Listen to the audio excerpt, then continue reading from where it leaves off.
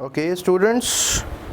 So today we're going to talk about electrochemistry again, and in today's topic we're going to talk about electrode potential. And it's a that kind of you can say that के topic है जिसमें you just need to get understanding at least. अगर understanding नहीं होगी तो it will be difficult for you to go through with this topic.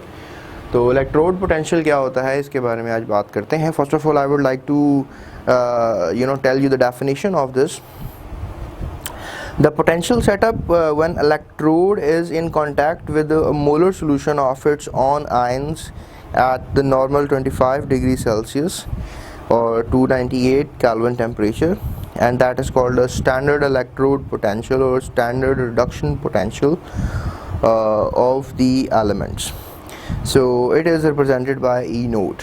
ये भी याद रखना सब बच्चों ने कि इसको हमने E नोट से रिप्रेजेंट करना है, right. So that's the representation of this. अब इसमें you can just look at on page number 295. मैं इस पे बात कर रहा हूँ कि मेटल स्ट्रिप वगैरह कोई लेते हैं आप, उसके ही सोल्यूशन में आप प्लेस कर. लेट्स से दैट हमारे पास एक बीकर है, उसमें हमने एक इलेक्ट्रोड स्ट्रिप डाल दी है. लेट्स से दैट कि ये जो इलेक्ट्रोड स्ट्रिप है ये किसकी है, जिंक की है, और इसमें हमारे पास जो इलेक्ट्रोलाइट है वो जिंक सल्फेट का है. अब होता स्टूडेंट्स ये है कि कुछ जो जिंक के जो you can say that zinc के एटम्स हैं इस इलेक्ट्रोड के साथ जुड़े हुए हैं, ये इलेक्ट्रोड को छोड़कर जो है कहाँ पर आ जाते हैं, आयंस की फॉर्म में इकट्ठे हो जाते हैं सॉल्यूशन के अंदर. अब आपको इस बात की समझ होनी चाहिए कि जब ये इलेक्ट्रॉन्स छोड़कर इलेक्ट्रोड पर आ जाएंगे तो ऐसा होगा कि इलेक्ट्रोड जो है वो नेगेटिवली चार्ज हो जाएगा. जब इलेक्ट्रोड नेगेटिवली चार्ज हो जाएगा तो इट मींस दैट कि एक पोटेंशियल डिफरेंस है. यहाँ पे नेगेटिव पोटेंशियल जनरेट हो गया है और यहाँ पे पॉजिटिव पोटेंशियल जनरेट हो गया है.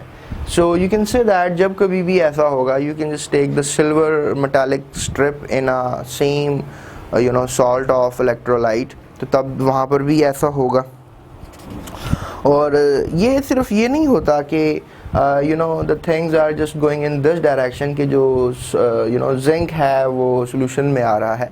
Sometimes you know that कि zinc sulfate सोल्यूशन की फॉर्म में जो है जिंक पॉजिटिव आयन है, जिंक के आयन्स भी इलेक्ट्रोड पे ऐड हो रहे होते हैं by taking in electrons.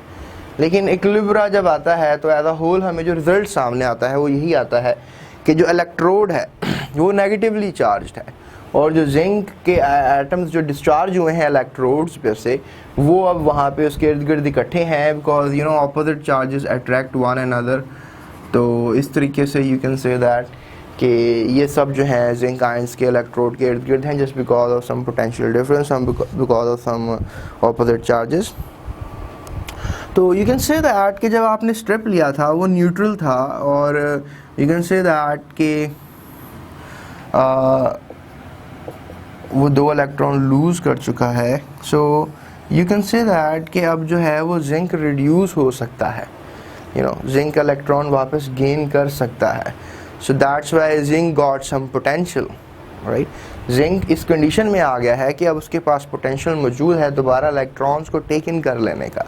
So that is why we called as a reduction potential, क्योंकि you can say that कि अब ये इलेक्ट्रॉन्स को जब गेन कर लेगा तो definitely it can reduce itself. पहले तो नो डाउट जब ऑक्सीडाइज हुआ है, ये जो मैंने आपके सामने इक्वेशन लिखी है ये भी एक ऑक्सीडेशन की इक्वेशन है, लेकिन द थिंग इज कि इसमें रिडक्शन पोटेंशियल मौजूद है कि जिंक दोबारा इलेक्ट्रॉन्स को गेन करने की सलाहियत रखता है.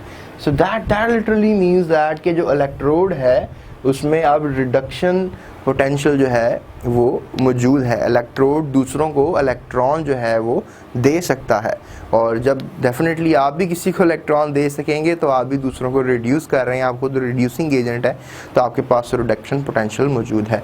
So that is why you से कि it's a electrode potential. And I really wish कि आपको कुछ समझ में आया है इस टॉपिक के अंदर. एंड डेफिनेटली अगर आपको ये समझ में आया है तो हम आगे टॉपिक को लेकर चल सकते हैं. So thank you so much. Okay students, so we are on another topic here, standard hydrogen electrode potential, chapter number 10 of electrochemistry. और ये बड़ा इंपॉर्टेंट टॉपिक है, हर साल बोर्ड में 2 नंबर का शॉर्ट आपसे पूछा जाता है। तो इसमें आपने जो है क्या समझना है कि ये मैंने आपको जो है ये सेल बना कर दिखाया है which is known as standard hydrogen electrode. इसमें हमारे पास एक ट्यूब है जहाँ से हम हाइड्रोजन गैस सप्लाई कर रहे हैं, और ये एक तार है, ये इलेक्ट्रिकल कंडक्टिविटी के काम करती है। यहाँ पर हमने प्लैटिनम की कोटिंग की हुई है, तो we can say it as a platinised platinum foil.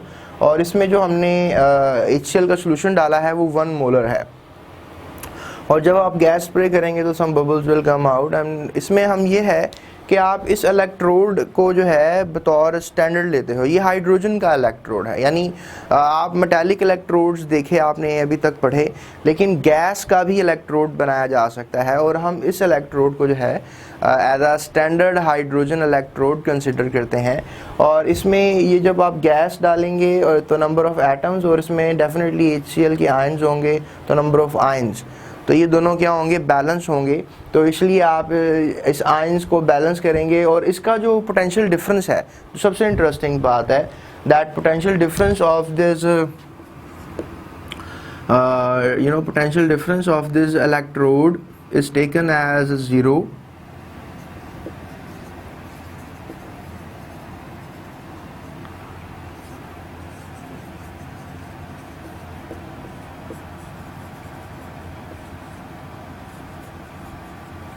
तो ये सबसे इम्पॉर्टेंट बात है कि आप इसका पोटेंशियल डिफरेंस जो है वो 0 कंसिडर करेंगे। इसको स्टैंडर्ड के तौर पे आप किसी और इलेक्ट्रोड के साथ कनेक्ट कर सकते हैं, इसका ये फंक्शन है, और उसका आप पोटेंशियल डिफरेंस मालूम कर सकते हैं।